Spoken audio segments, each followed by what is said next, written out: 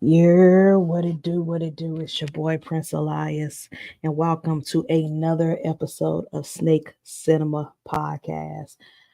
Whew, that was tough. Sorry y'all for the lateness. StreamYard said traffic was high and I couldn't go live, but I was able to hop out, restart everything, and I'm now able to go live again. But anyways, thank y'all for tuning in this morning. Super excited about today's episode. But this episode and every episode is brought to you by our sponsors: Mutation Station, Lucy Land Ball Pythons, Candy Lady Creations, and Flexin' and Finessing Reptile. Speaking of which, shout out to Chris.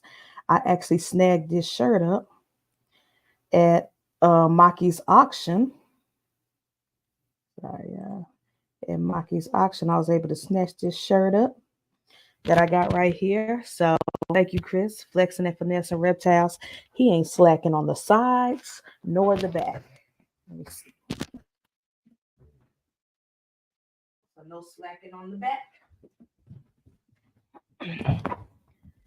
So thank you, Chris. Shout out to Chris. Please support him. He has his own podcast channel, Untamed and Unhinged podcast. And last Wednesday, it was Wednesday's episode, they interviewed my boy Ryan at RK Exotics, who's from Memphis, who lives here in Memphis. He's my friend who produced Avicii, my blood python, and Esmeralda, my female clown that I bought from him. And he's also just recently hashed out four pied Burmese pythons. So they interviewed him, which was dope. And during that interview, they stopped and shouted me out in my podcast. So thank you, Chris. And everybody over there at the Untamed and Unhinged podcast, please support them. They go live a couple of times a week, I believe, because they interview so many people from the reptile hobby from different walks, tarantulas, snakes, lizards, all that jazz. So check them out. I know they've gone live on Tuesday nights, same as Beyond the Scales, and they've gone live on Monday nights before. So just follow and subscribe to Untamed, Unhinged podcast and support Chris Flexing and Finessing Reptiles. So shout out to all of my sponsors. Life and animal updates. The animals are good. We got some new additions coming in, so super excited about that. I am getting heavy in the Ultra Male project, and I've I've acquired some new additions for my pie projects, um, and I'm super excited about that. Also, thanks to Pip Stalkers, Ashley and Nikita, as well as Rippin' Reptiles, TJ and Greg.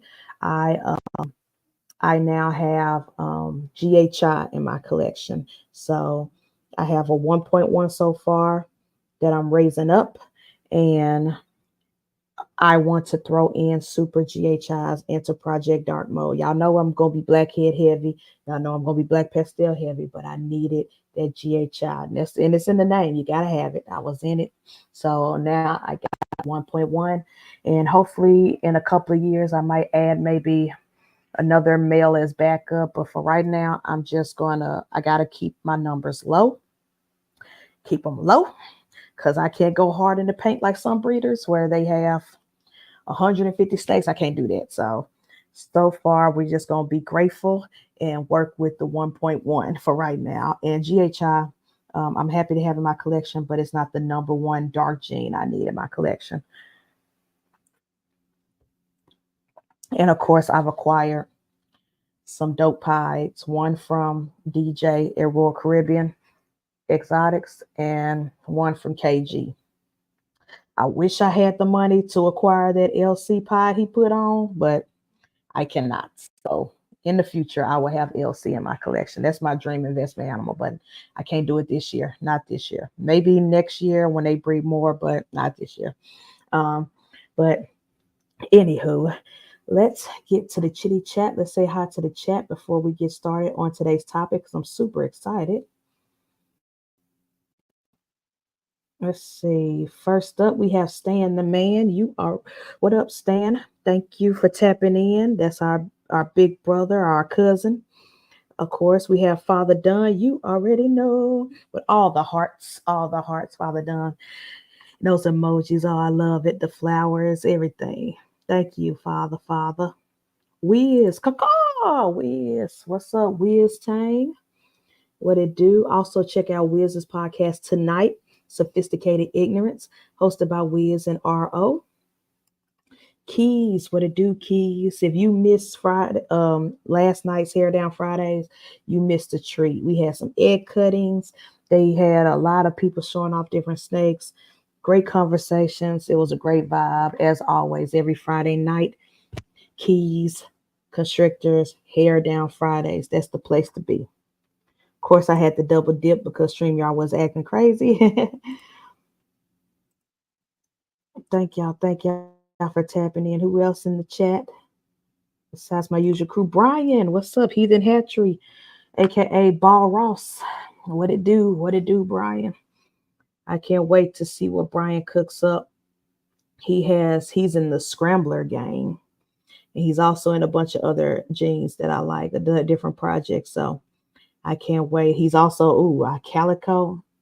Brian, if you're not in any of these group chats like the Wiz Tang or V Unit or I think he's in Bomb's Patreon as well. If you're not in any of these Patreons, you missing out because Heathen Hatchery, Brian, he got some heat. I like his calico, so I can't wait till he start breeding more snakes and let some go, and I can tap into the scrambler. And I need more calico. I have one calico. No, I have two calicos. My blackhead calico, yellow belly, and Raja, my campfire, which is calico, inchy cinnamon. I need more calico in my life, so I cannot wait to invest with Brian. But super dope dude. All right, I think I caught up. Everybody saying hey to each other. What it do, everybody? So let's get started. So to next week, yeah, next week is Juneteenth. For our non-African American friends, Juneteenth is the real Freedom Day. That's what we call the real Freedom Day, because that was the day that slaves were finally free. The last group of slaves were finally free in America. So, you know, all respect to the patriotic people out there, but the 4th of July is not our Freedom Day. It is not, because we still were enslaved when America was free on the 4th of July. So Juneteenth, June 19th is our day, our celebration. And it's coming up next week. And a lot of people are celebrating this weekend. I know Memphis, there are a bunch of festivals going on, and hopefully me and the snakes can hit the streets like today and tomorrow. Between Father's Day celebrations, we're going to hit up some of these parties and festivals to celebrate Juneteenth. And then also, June is also African American Music Appreciation Month. Now, Joe Biden and his administration did do a proclamation. I don't know what proclamations are. Honestly, I'm not into politics, so we're not going to talk politics, but they did a proclamation earlier this year in May, proclaiming that June is Black Music Month, officially Black Music Month. However, African American Music Appreciation Month actually started way back in 1979 by Jimmy Carter. Jimmy Carter was the first one to recognize African American music as an official holiday or whatever. So where we celebrate Black music and its contributions to this country. So in 1979, President Jimmy Carter created African American Music Appreciation Month this month to celebrate African American musical influences that comprise as essential parts of the nation's treasure cultural heritage. And that's from the National Museum of African American History and Culture. And y'all, if you've never been to that museum in Washington, D.C., that museum mind blowing. Everybody should go, even if you're not Black. Everybody should go to that museum at least once in their life. It's like 4 or 5 levels. You start at level one at the bottom, at the beginning, where we were in Africa, and then we were snatched up and became slaves, and they show all the history of that, and it goes all the way to the very top to the last level where it's us today. All of our um,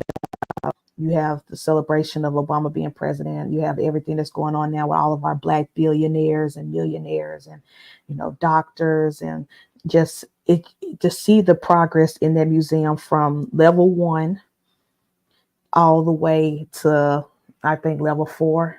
The building is building, and there's so much. You have to spend an entire day in their museum because they break stuff down. They break down the music, they break down the movies, they break down the contributions in medical, all their stuff, teaching, education. They break down a lot, and it is such a beautiful museum. So if you ever in Washington D.C., you got to go and check that museum out. My family went a couple of years back, and it's been life changing. That is beautiful. Also, Pressure P. Justin, what up, Justin? Congrats on your clutch yesterday. And also, what up, Alex and Kyle, and the rest of the crew of Pressure Pythons. Road 50. What's up, Mr. Floppy? I see y'all coming in the chitty chitty chat. Thank y'all for tapping in and listening to me this early this morning. I know some of y'all are working with your animals or your rodents or hitting these streets because it is Saturday. So thank y'all for waking up and supporting me. And so, yeah, so today, this podcast, I wanted to talk about, Black specifically, because we're everywhere, we're global, but specifically the American contributions in the history of music um, with African Americans. And some of our legends, give flowers to some of our legends. A lot of them are no longer with us, RIP, but some are still here, and we need to give them their flowers. So first of all, let's tap in. So I gave y'all the history of why this is considered Black Music Month. And also shout out to Larry at Limworm Exotics. Back when a couple of weeks ago, I had to host Beyond the Skills podcast, and I went into the Wiz Tank chat, and I was like, if anybody got any suggestions on topics, hit me up, because I did not know what we were going to talk about that night on Beyond the Scales. And Larry said he was listing a bunch of suggestions. So he said, talk about Black Music Month, unless you want to save that for your podcast. And I was like, bingo, that's it. So I like to give flowers to Larry for even bringing up this topic for me to have on this podcast. So thank you, Lynn Warren Exotics, the sponsor of Sophisticated Ignorance Podcast. So let's first talk about, before I talk about my favorite artist, which the thumbnail of this podcast could give it away, let's talk about all the genres that Black Americans created, um, that our people created here in America, that even though some of them are, I won't say obsolete, but not as popular anymore. And some have been co-opted and straight up stolen to the point to where nobody thinks of Black people when they think of the genres. But still, I want to give us our flowers, because, well, our ancestors and our legends, I want to give them their flowers, because I ain't do nothing. I ain't contribute shit to music except I buy it, consume it, and review it. But I want to give flowers to, the people who created and invented different sounds, different genres, different um skills, and different just all around with music. um what up, the bear? Thank you for tapping in. Thank y'all. Thank you, TJ HR buddy. Hey, and who the fuck is Greg?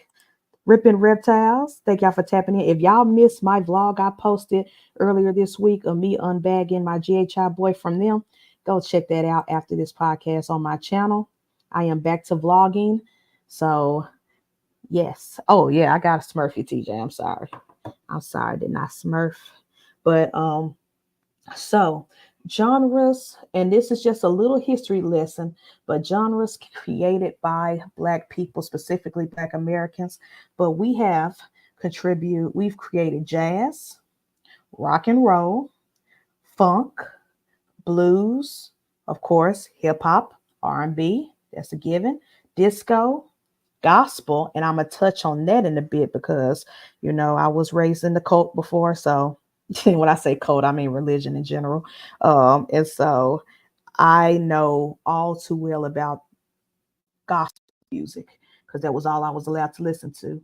Motown sound, soul, country, house music. Yeah, y'all think the Europeans are taking over house music, and they have been for the past 10 years or more, but it was invented here. It was invented here by us.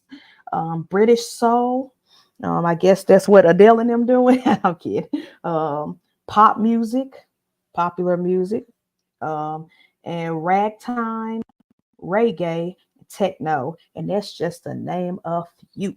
But yeah, we invented a lot of stuff, and unfortunately, yes, some of it got stolen from us, some of it got co-opted, some of it is I don't want to say obsolete, but nobody really raised and say jazz is number one genre in the world. You know what I'm saying? So some genres are a little off to the side, by the wayside. Let me smurf some of my new people right quick. But oh, got to mute so we don't have an echo. My bad, y'all. So, anyways,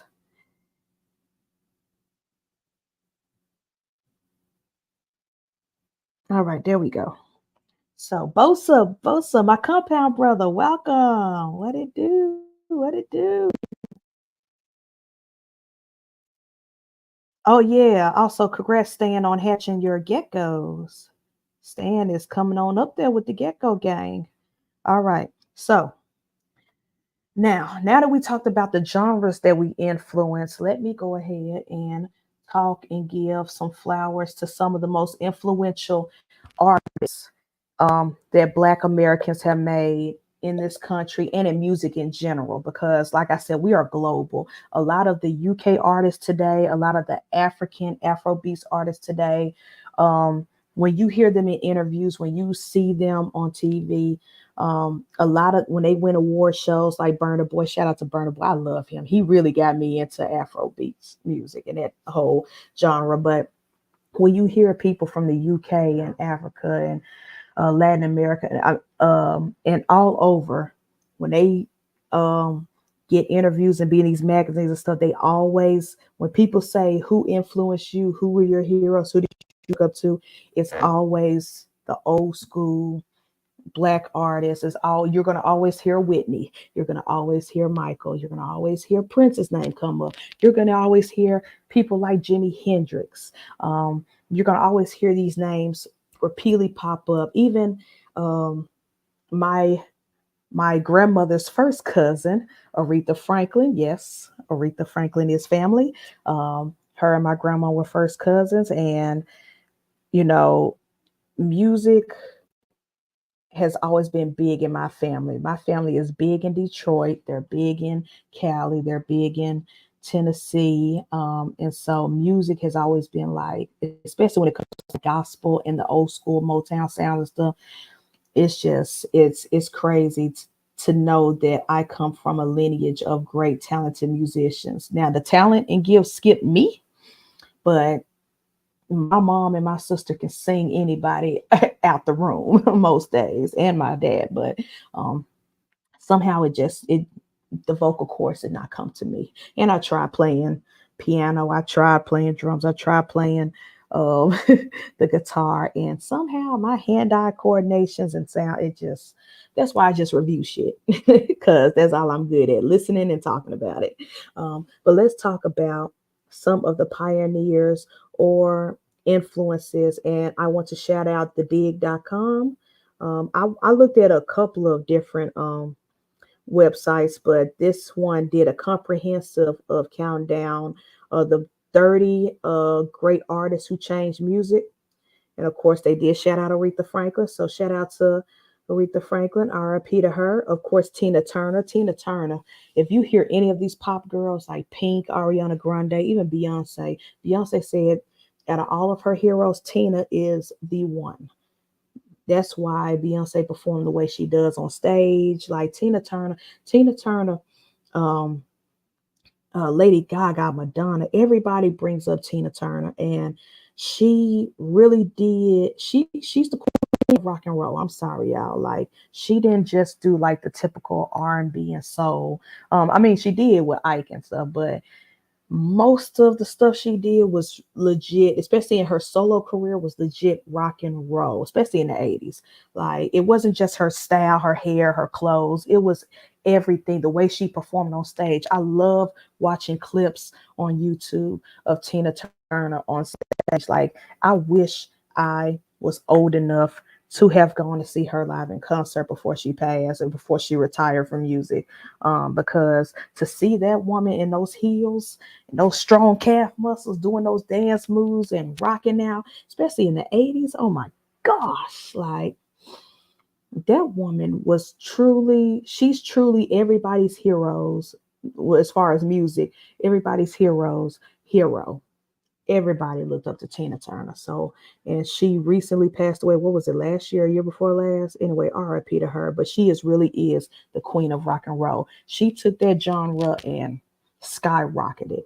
And then also, of course, back in the day, Ella Fitzgerald, the queen of jazz and the first lady of song, that's what they call her, Ella Fitzgerald.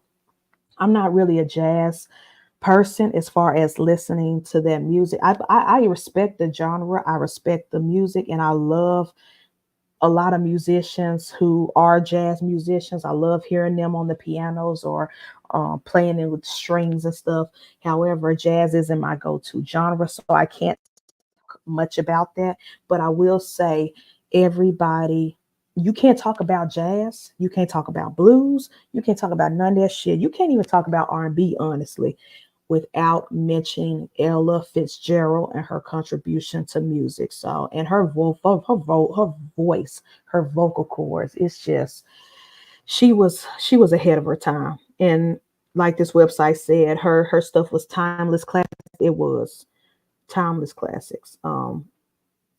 Of course, and I'm gonna skip past some of these, but of course we have people like Sam Cooke, the king of soul. That man's vocals, Smokey Robinson, Al Green, Stevie Wonder, they all are his children. They looked up to him. He was the GOAT. And rest in peace to him. But yeah. And it wasn't just R&B and soul, it was gospel. Sam Cooke, woo, he could sing you out of church, man. And and to touch on that, let's pivot a little bit to touch on gospel, because a lot of these greats started with gospel music. They started in the church. They started singing in their church choirs before they made it big and signed record labels and stuff like that. Um, the Aretha Franklins of the world and the Al Greens and the Sam Cookes. They all, you go back to their old interviews that they did back in the day, back when magazines was a thing and stuff like that. They all said they started with gospel music. They started singing. Their first song was probably a gospel song. Um, and the reason why gospel music is so big and so prevalent, one, because the colonizers gave us their religion, and a lot of us gospel music. A lot of our people, our ancestors made gospel music to help them cope with the troubles of the world, slavery, all the civil rights, all that jazz.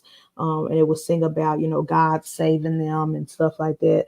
But also gospel music as a genre, as far as the music business. Now we're talking music business. We're not talking about the history of when they first started singing gospel songs, but the music business, it was created by us because Christian artists, Black Christian artists, could not, they were never considered in the Christian category.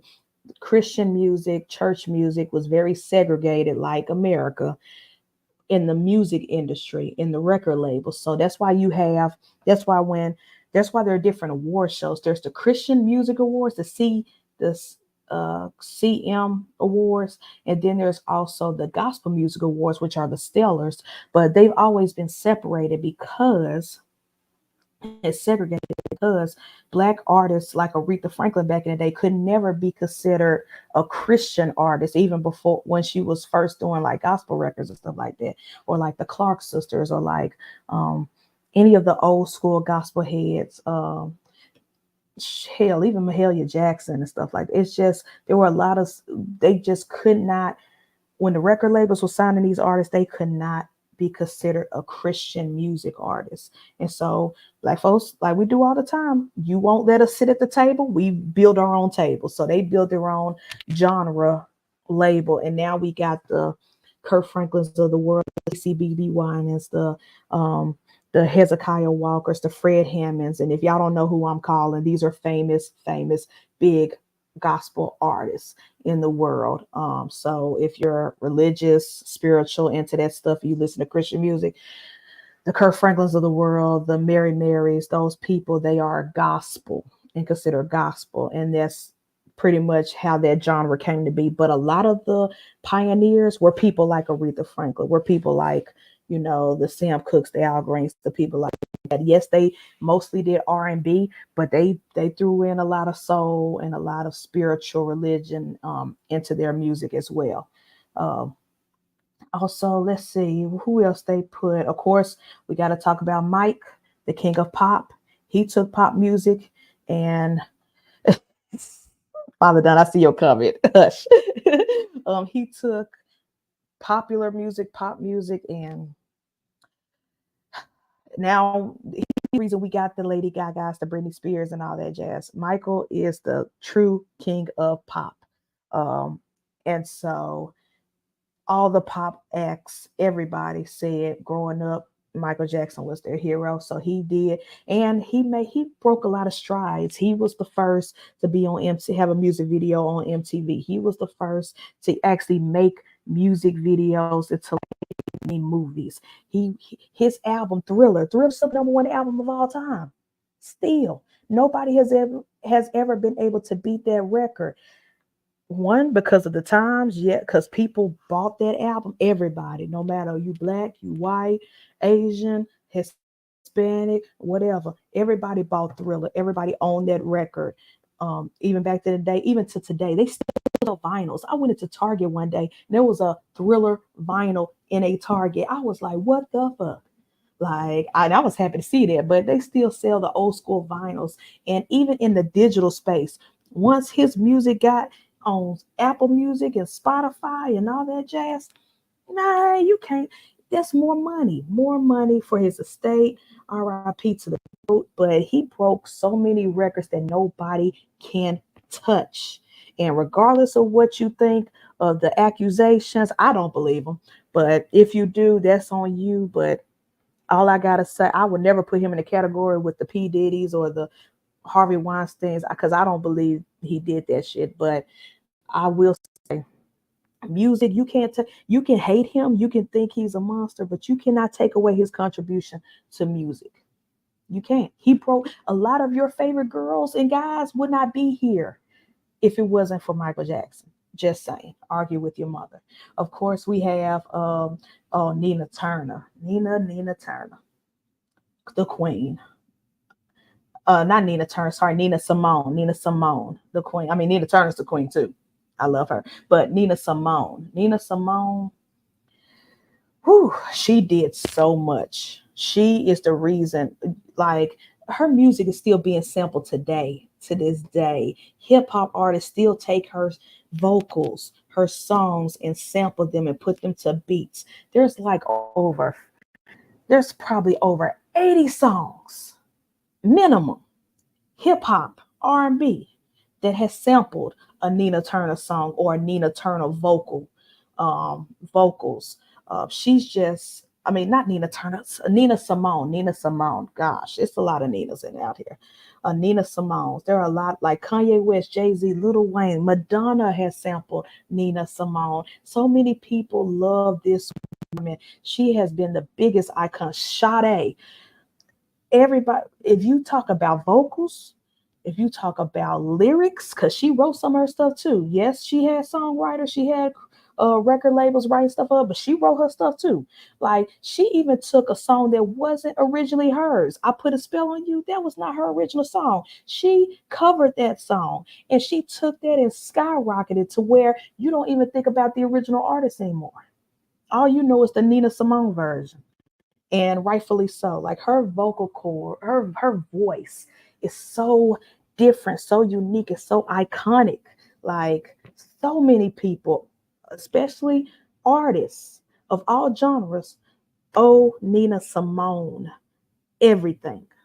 Like just hands down.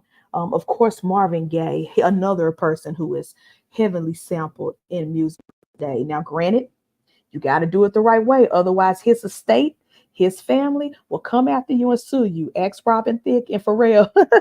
Like they don't play that. They don't play that.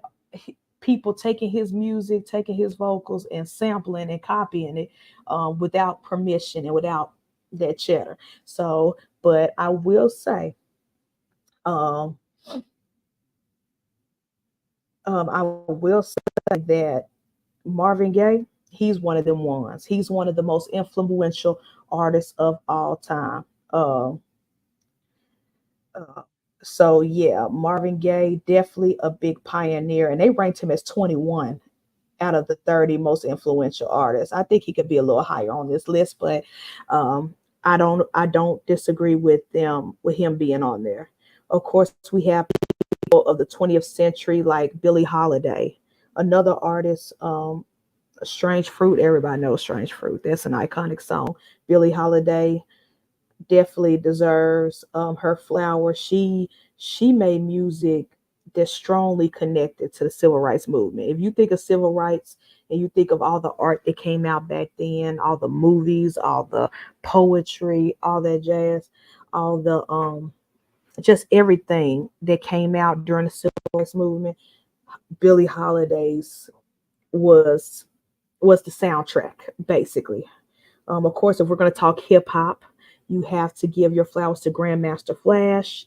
He is every rapper's goat, every rapper's hero. Um, of course, we have the legendary funk and soul George Clinton. Let's see, of course, Mike, yes, Jimi Hendrix, rock and roll. All you guitarists, um, all you you know, bass players, electric guitar players, all you hair metal bands, y'all owe everything to Jimi Hendrix. That man, and RIP, he died way too early. 27, it was way too young, especially thinking of me at my ripe old age of 35. To think that he passed away at 27 and all the wonderful music and contribution he did to music before he passed, that man was the GOAT. RIP to him. Of course, Bob Marley with reggae, Smokey Robinson, Prince. Yes, Prince. Another one. When I think of rock and roll, when I think of pop, when I think of a lot of different genres, Prince always up there on the list. Always. Hell, even R&B. Prince is always on that list. That man wrote his stuff. He played his instruments. He wrote for other artists. A lot of these pop people, a lot of these R&B people, we wouldn't have Janelle Monáe if it wasn't for Prince. Everybody gives props to Big Boy because he did sign to his record label when she came out. But Janelle Monáe was mentored by Prince. A lot of other the R&B singer who we did not see her face for years when she first came out. She was another one of Prince's another one of the girls that Prince had mentored before he passed.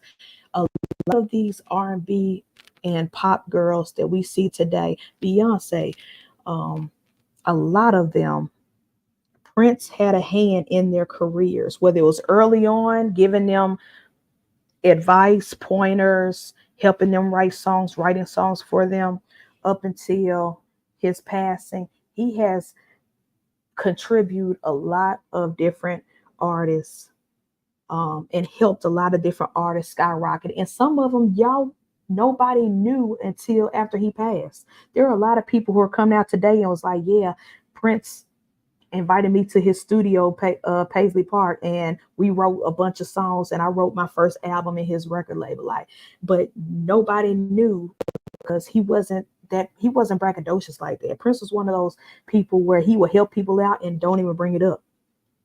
And it wasn't until he passed that artists were starting to come out and be like, yeah, Prince helped me do this. He helped that. He taught me how to do this. He taught me that. He was really the every artist's biggest hero, biggest mentor, biggest helper. Yes, he was the king of shade. He would throw some shade at the girls. He would throw some shade at some artists. Y'all remember them award shows? They would invite him and he would open the envelope and then he'll make that face.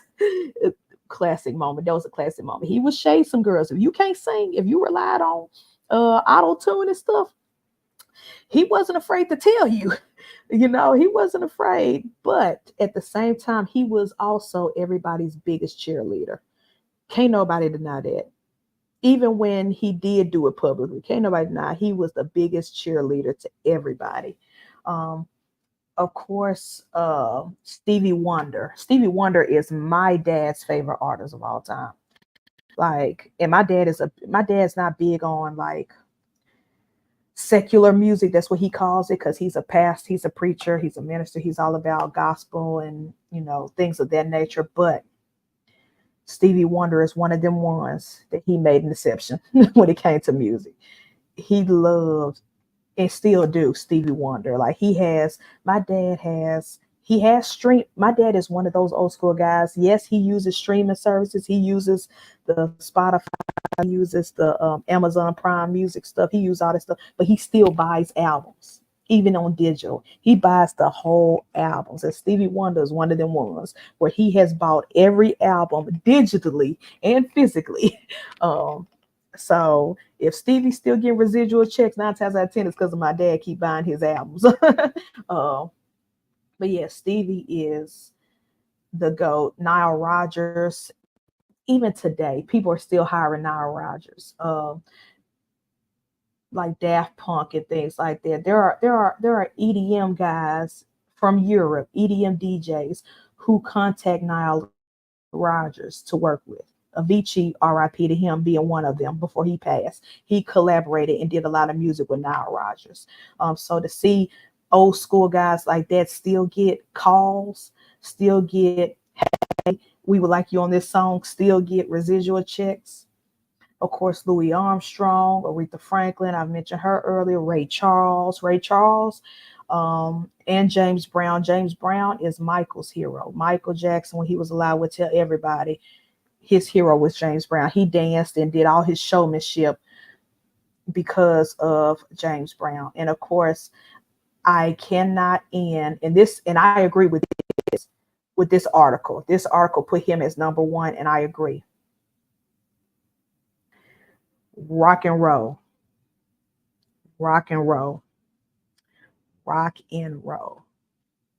All of them. Everybody. R&B. Hip hop. Country. Everybody.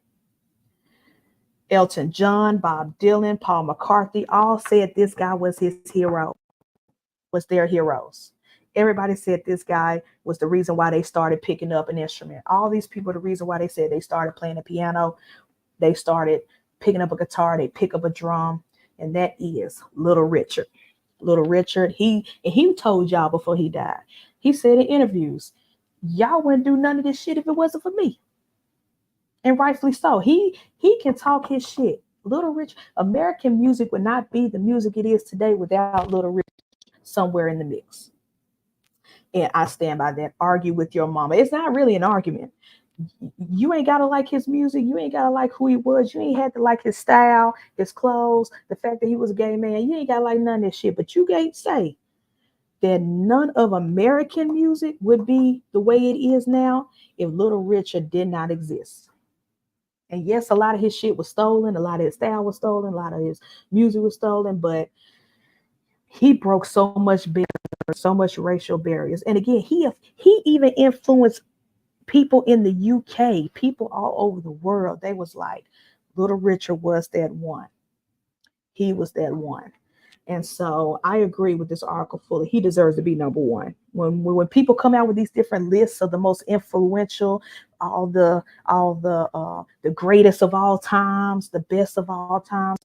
If you don't have Little Richard on your list is none and void, in my opinion. If you like when Apple Music came out with their number one or top 100 albums or top this or top that, or when Billboard come out with their bullshit list that they do all the time, the best this, the best that. If Little Richard is nowhere on your list, I don't care what number you put him in, but if he's nowhere on your list, then your whole list is none and void. It's just it doesn't count. It doesn't work. And I'm sorry, y'all. I've been glancing at the chat, but I just wanted to get that out there. Let me see what y'all got to say. 'Cause I know a lot of y'all, a lot of y'all old school heads. Y'all know what I'm talking about. Let's see.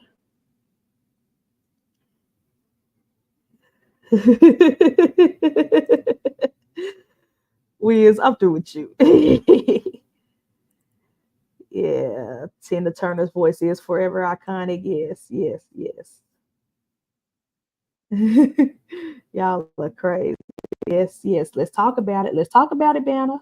Let's talk about it. Whitney did, even Whitney Houston would tell you, she started in church first. She started with gospel music first. And her and one of my favorite gospel artists of all time, CeCe Winans, they were best friends up until she passed. Like those two, and you could tell, even if you ever hear CeCe's voice, you could tell that she was even influenced by her best friend Whitney. Um, now this father, father Don. Now, yes, I will look. Diddy, Diddy stories and Diddy accusations aside, I will say TD Jakes is that one when it comes to gospel music. His albums,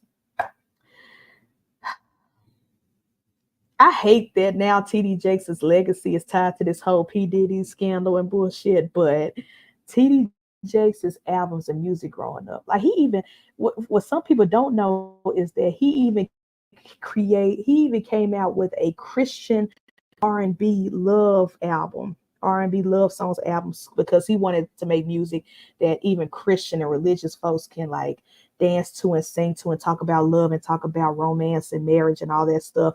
And that album, I'm not gonna lie, it's fire. It is really fire. But he wanted to make something that kind of like everybody could listen to. That's like not rated R. I'm gonna, fuck you, fuck this, all this other stuff. You know how R&B music is. And he even credited that. TD Jakes is one of them ones. TD Jakes, when it's come to gospel music, you cannot deny. And again, I hate that his legacy is tied to the Diddy situation, with the rumors and scandals and stuff. But when it comes to music, gospel music, yes, TD Jakes. Why Father Dunn and we is being funny. Tommy, thanks for tapping in. I didn't see you come in. Welcome, welcome. Dragon. How you doing, Dragon? Thanks for coming in, listening while you cutting grass. Let's see, Banner said, hey, Brian said, MJ is arguably most influential ever. Yep. Banner said, I watched an episode on what really happened. HBO Max, they said Michael made more money dead than alive. Yeah. Yeah. Unfortunately, a lot of artists have, but yes, a lot of artists have been like, even look at some of these young rappers nowadays who passed away. The young Dolphs of the world, the Juice Worlds of the world, XXX Tentacion. A lot of these artists, once they passed, Nipsey Hussle. And Nipsey was pretty popular before he passed, but once he passed, it's sad that a lot of people are worth more money dead than alive, because I would rather them still be alive. I'd rather them still be living on stage, doing what they love, performing, but it's a sad reality. Yep. Yep. Of course, yep. I believe all that stuff on Mike was lies, because he was just way too powerful, and the powers that be did. Because I'm not gonna get too deep into it, but The FBI investigated him for 10 whole years and they found nothing. The FBI, the FBI, they want you, they will get you. Look at what they're doing now.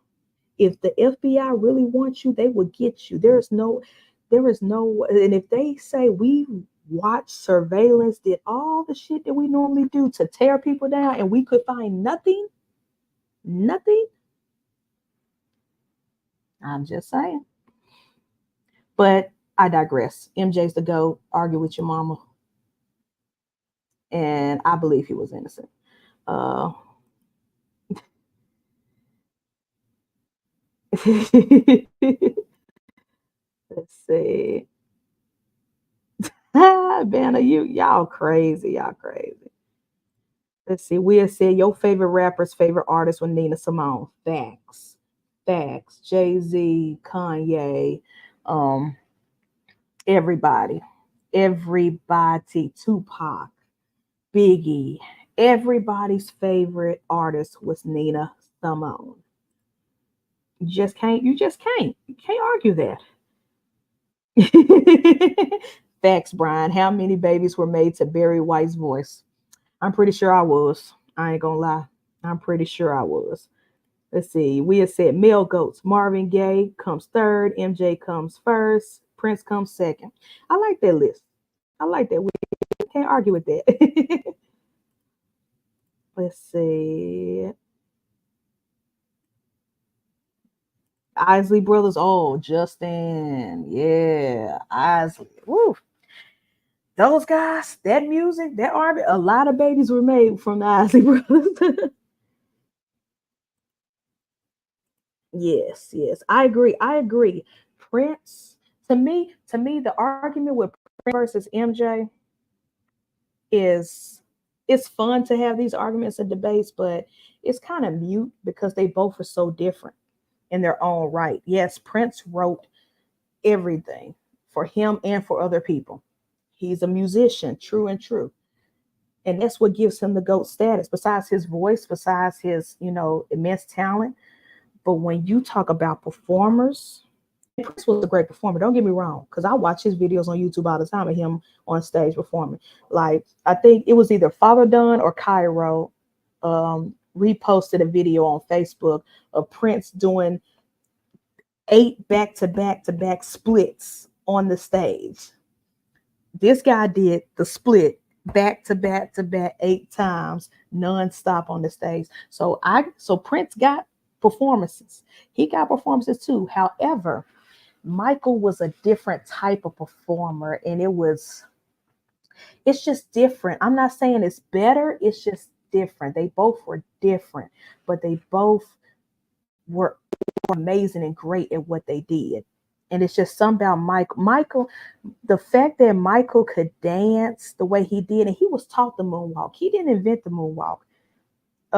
Shout out to the two dancers, Boogaloo Shrimp, and this is their hip hop names. And I forgot the other one. Let me look it up right quick. But it was two guys that taught Michael, two dancers that taught Michael the moonwalk.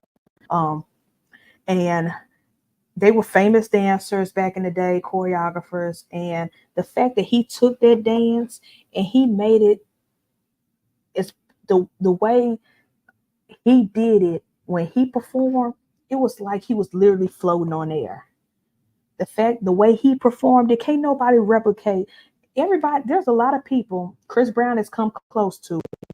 Usher has come close to it. There are a lot of people who dance like Michael, but none of them can literally make it seem seamless like Michael did. Like, go back to if you go on YouTube, the Jackson's 30th anniversary special. It was on ABC years ago, many years ago, a 30-year anniversary, and and they had all these different celebrities. Destiny Child performed, Usher performed, NSYNC performed, and they were celebrating 30 years of the Jacksons and Michael Jackson's career and everything.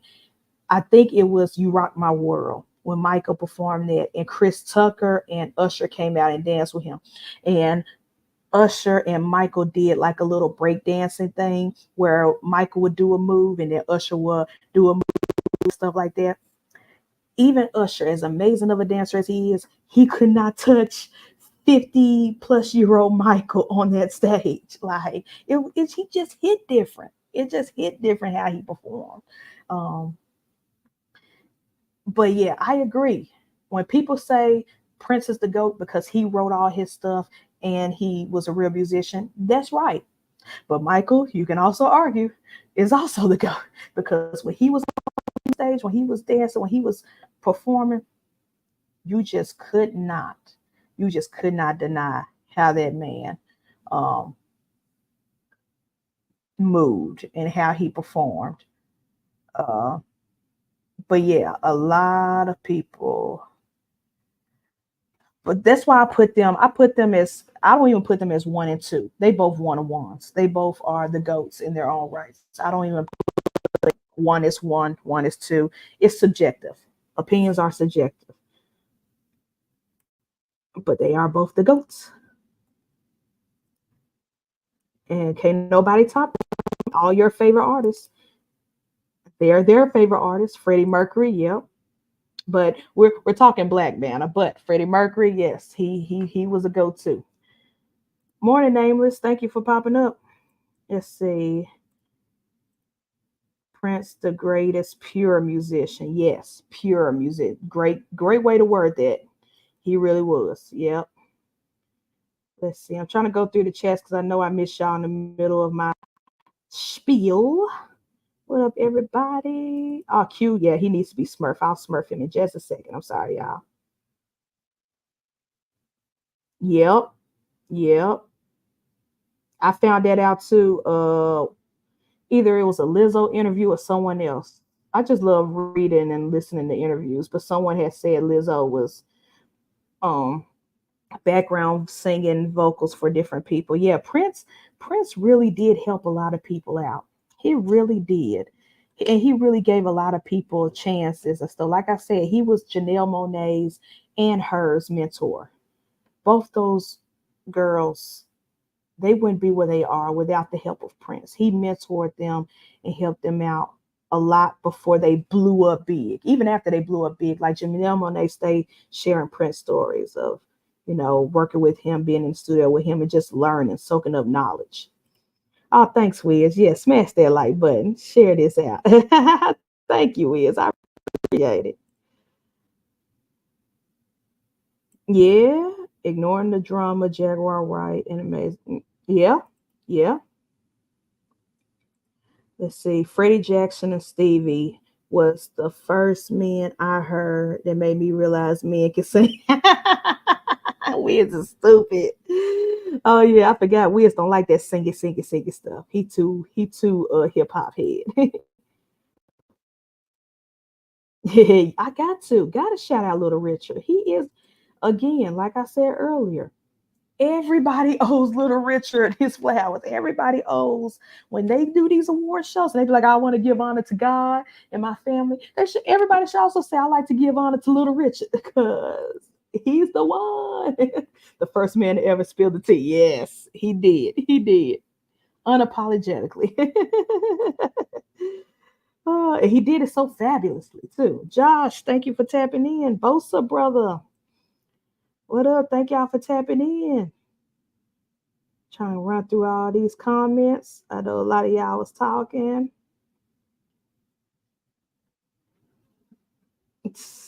Oh Lord, y'all talking about monarchs and stuff. Leave Keys alone. Leave him alone.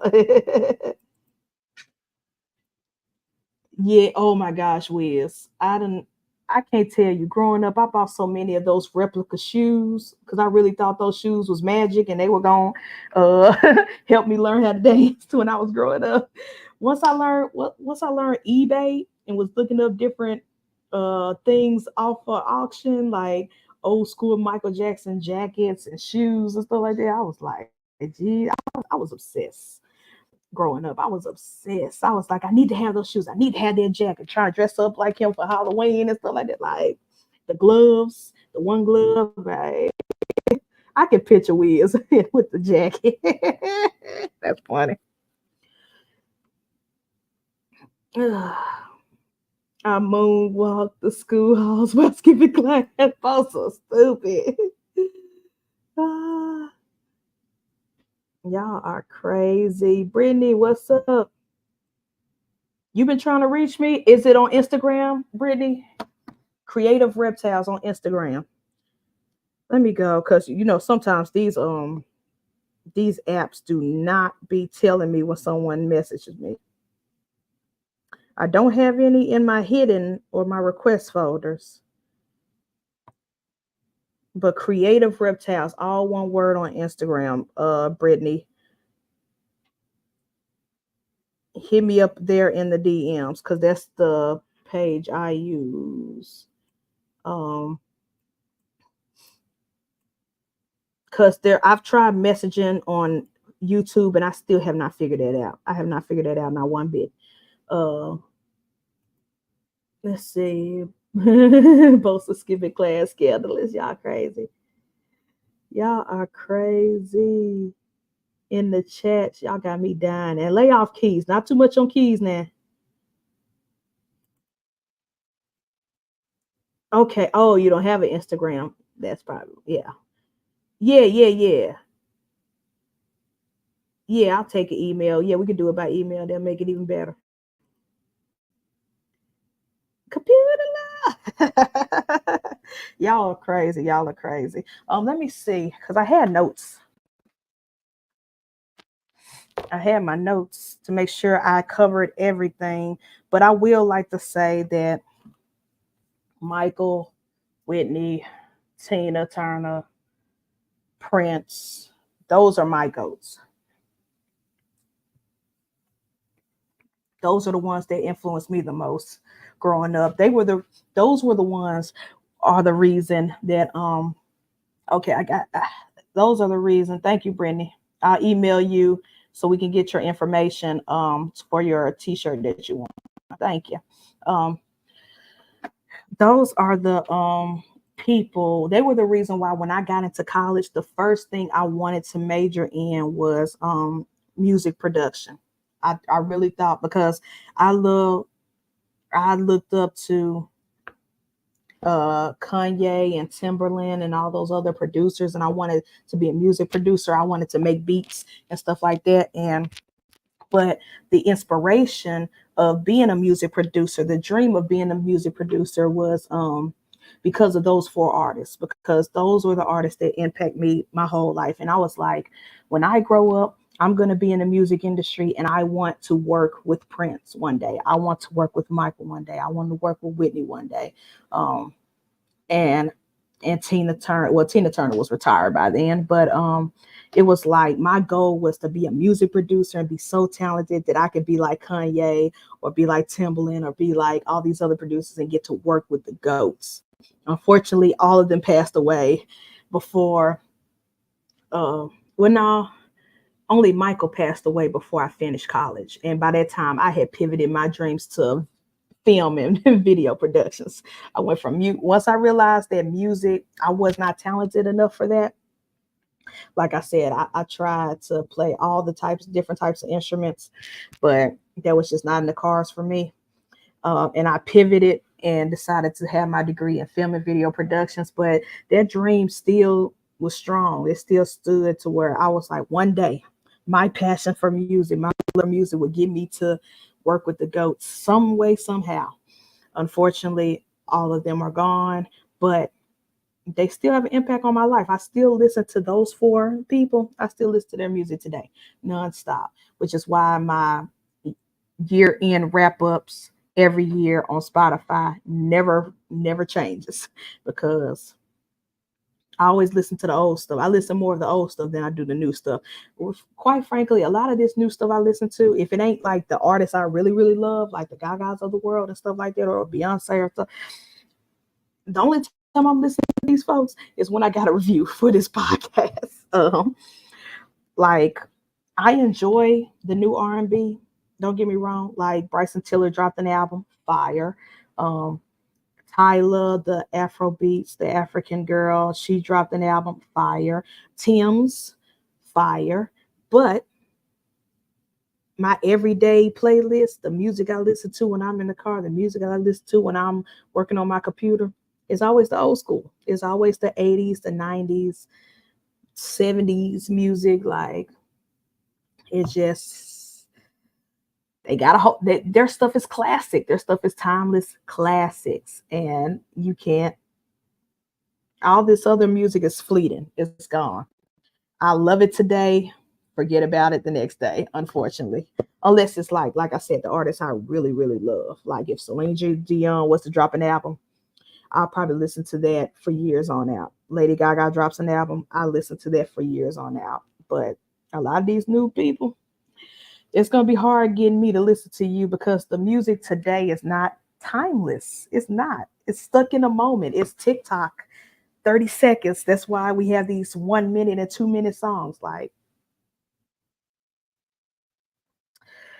but let me not get on that tangent. I've been on that tangent enough already. Y'all sick of me complaining about short songs, but I will say music today, the music industry as a whole would not be what it is today, if it wasn't for the contribution of our musical ancestors, our goats, our old school heads. The pioneers, the people who created this shit, they reinvented. They may not even created it, but they reinvented it. Like the Michaels and the Prince. They didn't create pop. They didn't create rock and roll, but they show as hell influenced it and changed it and affected it in a way to where now today's music is way different. So where would we be without these people? Where would we be without these artists? I think music will be a lot more boring. It'll be a lot more boring if we never had a Tina Turner, if we never had a Sam Cooke, if we never had a Nina Simone, if people never existed or never did music. If Nina Simone was just an average black woman, decided to grow up to be a school teacher and never became a singer, where would music be today? Think about it. Where would music be today if Prince was just a typical black kid and said, you know what, when I grow up, I'm going to be a basketball player, or I'm going to grow up and be a police officer, or, I'm going to grow up and just survive. Or if Prince was one of those kids growing up and got caught up in the drug epidemic, got caught up in the gang life, and never pursued music, never touched the guitar, never touched the piano, where would music be? Think about it. The butterfly effect. One change could alter the entire history of the world. Someone should make a movie about that. I mean, they've made a movie about that, but I mean, like, in far as music goes, like if certain artists were never born or a certain artist was never picked up music, they did something else with their lives, where would the music industry be? That would be a hell of a ride to think about. Anyways, happy. That's crazy. I did just, hey, I blew my own mind. I just thought that off the top of my head. I just blew my own mind just thinking about that. Michael Joseph Jackson was never born in Gary, Indiana, and never heard James Brown sing, or never heard him perform, and wanted to dance, and never went to his dad and say, I want to be in the band with my brothers. I want to sing with them. Imagine where music would be if all those things never happened. But anyways, happy Black Music Month. Happy Juneteenth to all my Black people. Next week, when is Juneteenth? When is June 19th? Is next Wednesday? Let me look at the calendar right quick. I know we're celebrating this weekend in Memphis. There's so many festivals and parties going on. Like I said, me and the Snakes are going to find something to do today or tomorrow, because there's so many parties and things going on. As a matter of fact, tomorrow, Erykah Badu is coming to Memphis to do a concert at our Juneteenth festival. And tickets aren't that expensive. I think I might go see her perform live and sneak the Snakes in there, since it's an outdoor festival. Wednesday is Juneteenth. So happy Juneteenth to all my Black people. The real Freedom Day, the real day of freedom, not 4th of July. Nah. So I love y'all. Happy Black Music Month. Thank y'all for tapping in. This has been a fun conversation. Next week we are talking. I'm doing more movie reviews. Me and my nieces did go see Inside Out 2.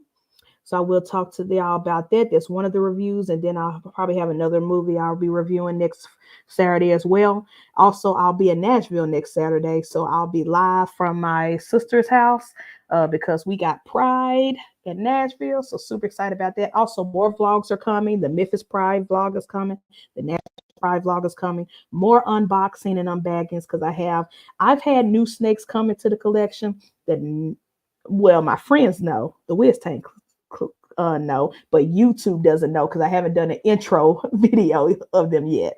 So I have like a couple of them that's in the room that I've never made a video on them, so I need to do that. So shout out to everybody who I got babies from. So more vlogs are coming next week. Also, my second channel, Shed Your Vlogs, my health and fitness and lifestyle channel, where I'm documenting my journey of weight loss and transitioning.